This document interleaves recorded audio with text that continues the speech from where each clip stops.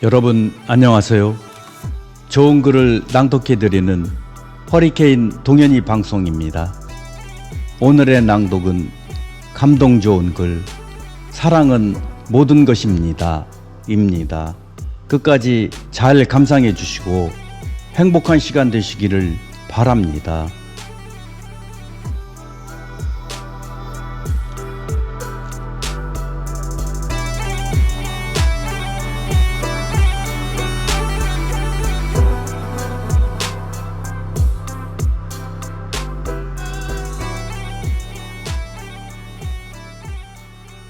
사랑은 모든 것입니다.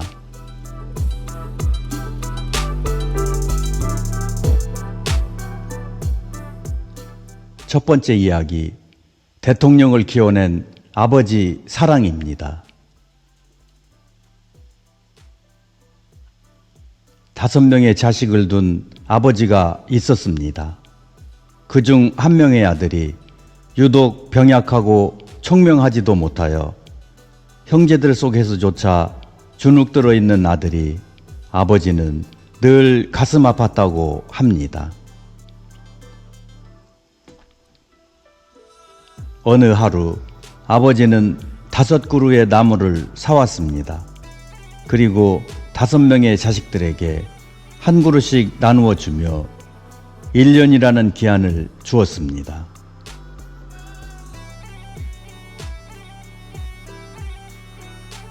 가장 잘 키운 나무의 주인에게는 뭐든 원하는 대로 해주겠다는 약속과 함께 말입니다. 약속한 1년이 지났습니다. 아버지는 자식들을 데리고 나무가 자라고 있는 숲으로 갔습니다. 놀랍게도 유독 한 그루의 나무가 다른 나무들에 비하여 키도 크고 잎도 무성하게 잘 자라고 있었습니다.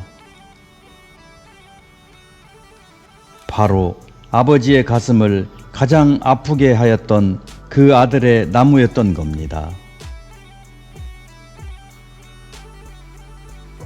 약속대로 아버지는 아들에게 원하는 것을 물었고 예상대로 이 아들은 자기가 딱히 무엇을 요구하여야 할지조차도 말하지도 못하였다고 합니다.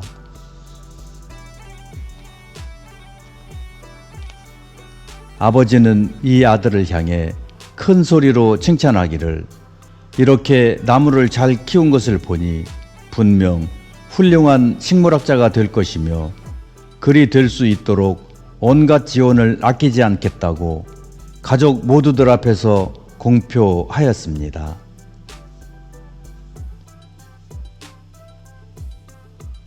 아버지와 형제들로부터 명분 있는 지지와 성원을 한몸에 받은 이 아들은 성취감이 고조되어 식물학자가 되겠다는 꿈에 부풀어 그날 밤 잠을 이루지 못하였습니다.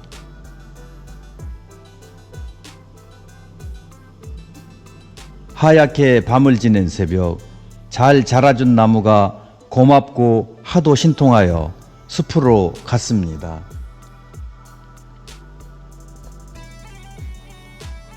어스름한 안개 속에 움직이는 물체가 그의 나무 주변에서 느껴졌고 곧이어 물조리개를 들고 있는 아버지의 모습이 아들의 두 눈에 보였습니다.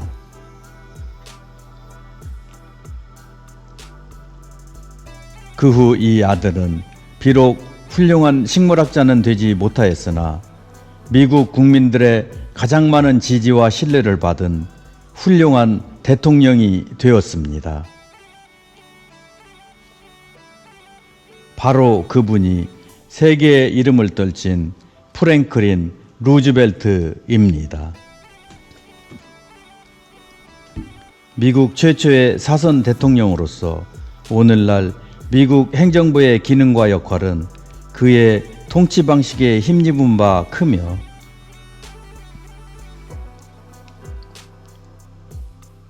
국내적으로는 1930년대 미국의 대공황 타개를 위하여 뉴딜 정책을 추진했고 대외적으로는 제2차 세계대전 동안 연합국을 지도함으로써 이후 미국이 세계 평화에 기여하는 토대를 마련하였습니다.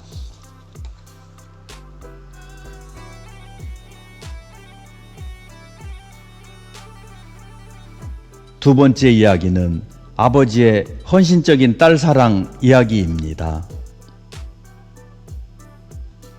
아버지, 어머니, 딸 이렇게 세 식구가 모처럼의 가족여행 중에 교통사고가 났습니다. 자동차가 언덕 아래로 구르는 큰 사고였습니다.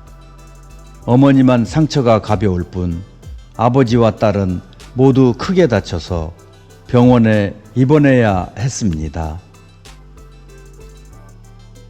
특히 딸은 상처가 깊어서 오랫동안 병원 치료를 받았음에도 평생 목발을 짚고 다녀야 했습니다. 당시 사춘기였던 딸은 무엇보다도 마음의 상처가 깊었습니다. 친구들이 학교에서 체육을 할 때도 딸은 조용히 그늘에서 그들을 구경만 했습니다. 그나마 목발 신세인 아버지가 딸에게는 큰 위안이 되었습니다. 아버지도 지난 교통사고 이후 목발을 짚어야 하셨던 것입니다.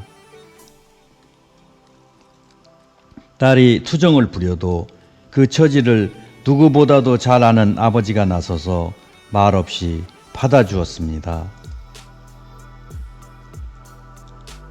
딸에게는 아버지와 같이 공원 벤치에 나란히 목발을 기대놓고 앉아 이런저런 이야기를 나누는 것이 유일한 행복이었습니다.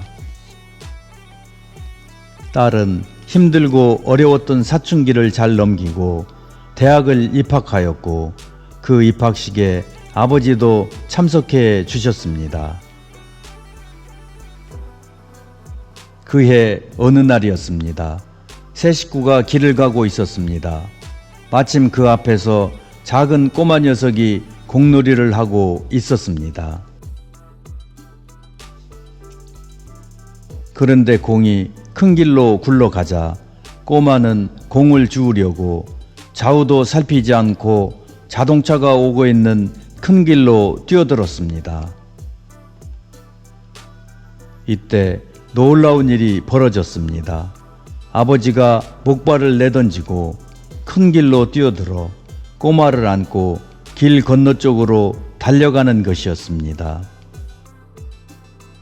순간 딸은 자기 눈을 믿을 수가 없었습니다. 잠시 후 어머니가 딸을 꼭 안아주며 딸에게 이렇게 속삭였습니다. 애야, 이제야 말할 때가 된 것 같구나. 사실은 너의 아버지는 다리가 전혀 아프지 않으시단다.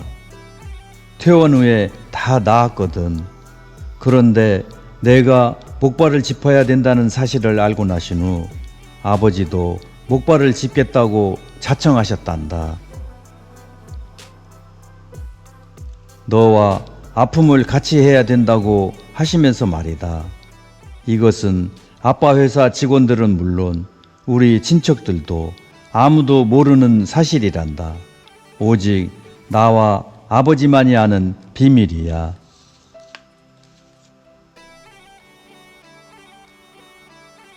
딸은 길 건너에서 손을 흔드시며 어린아이처럼 해맑게 웃으시는 아버지를 보면서 오랜 시간 자신을 위해 말없이 가슴속에 품었던 아버지의 헌신적인 사랑에 하염없이 눈물을 흘렸습니다.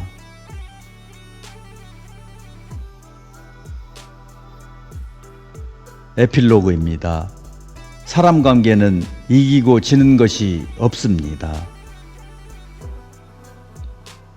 잔인하게도 인간은 100번 잘해줘도 한 번의 실수를 기억합니다. 사람의 마음은 간사해서 수많은 좋았던 기억보다 단 한 번의 서운함에 오해하고 실망하며 틀어지는 경우가 참 많습니다. 서운함보다 함께한 좋은 기억을 떠올릴 줄 아는 현명한 사람이 되어야 행복합니다.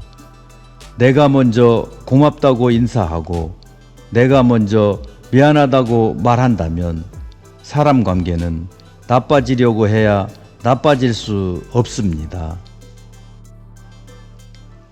사람 관계에서는 이기고 지는 것이 없습니다. 먼저 고맙다고, 먼저 미안하다고 말하세요.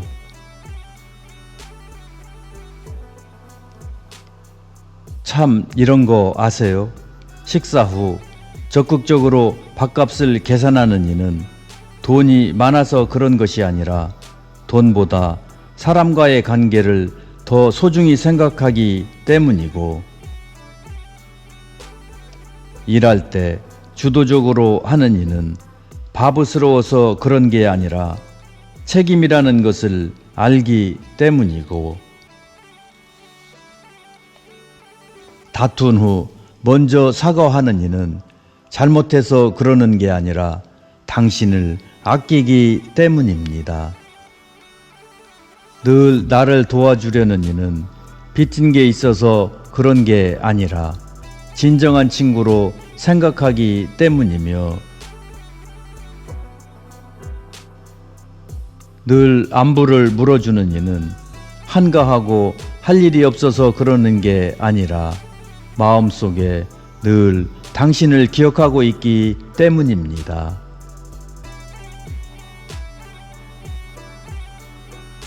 잊지 마세요. 한 번 맺은 소중한 인연을 아끼고 서로 사랑하는 것이 우리가 함께 살아야 할 진정으로 행복한 삶이라는 것을.